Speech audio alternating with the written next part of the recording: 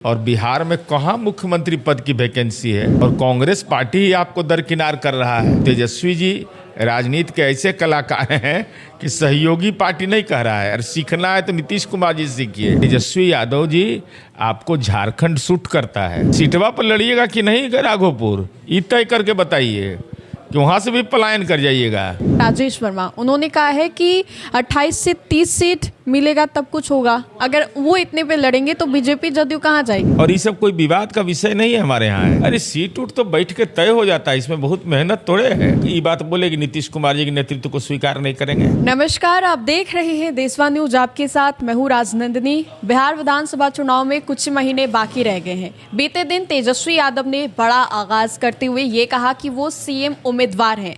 साथ ही साथ वहीं लोक जनशक्ति पार्टी रामविलास के जो सांसद है राजेश वर्मा, वो ये कहते नजर आ रहे हैं कि अगर उनकी पार्टी को 28 से 30 सीटें दी जाएंगी तभी वो चुनाव लड़ेंगे, नहीं तो कुछ नहीं। इस पूरे मुद्दे पर विस्तार से बातें करेंगे और इसी मुद्दे पर बातचीत करने के लिए हमारे साथ जदयू एमएलसी नीरज कुमार हैं। सर, पहले तो तेजस्वी ने बड़ा आगाज कर दिया है, कह दिया है कि वो सीएम उम्मीदवार है। अब नीतीश जी का क्या होगा? न राधा के 9 मन घी होगा, न राधा नाचेगी।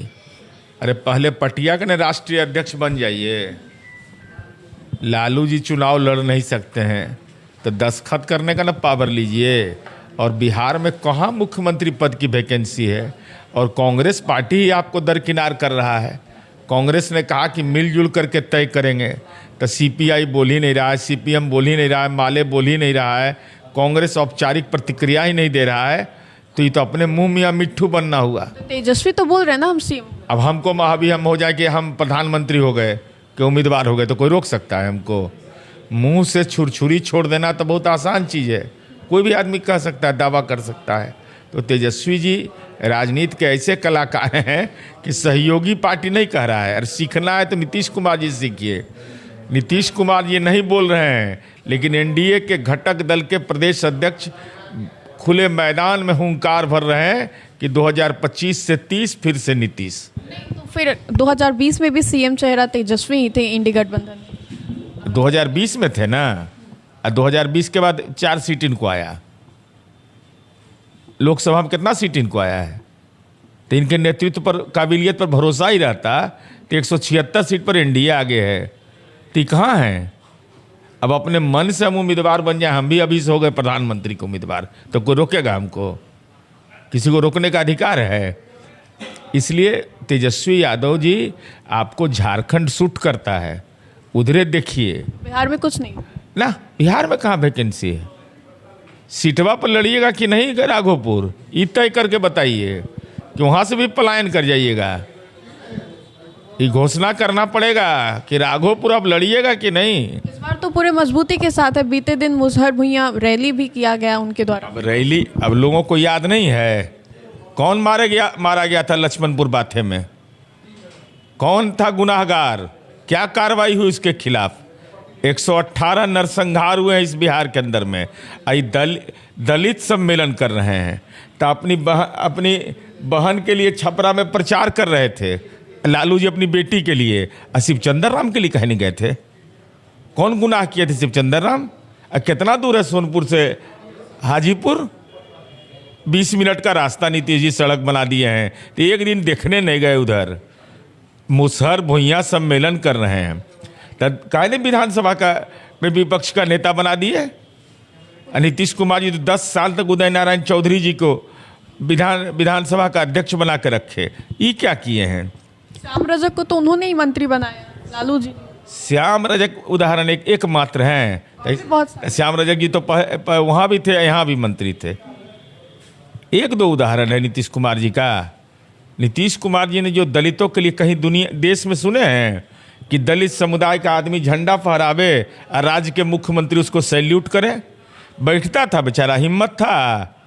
दलित समुदाय का आदमी लालू जी के सामने बैठ नहीं सकता था। ये बार बार बोलते हैं कि हम पिछड़ा, दलित, गरीब को आवाज़ दिए हैं। तो दरोगा प्रसाद राय क्या कर रहे थे? रामसुंदर दास जी क्या कर रहे थे? भोला पासवान शास्त्री क्या कर रहे थे? और जननायक कर्पूरी ठाकुर क्या कर रहे थे?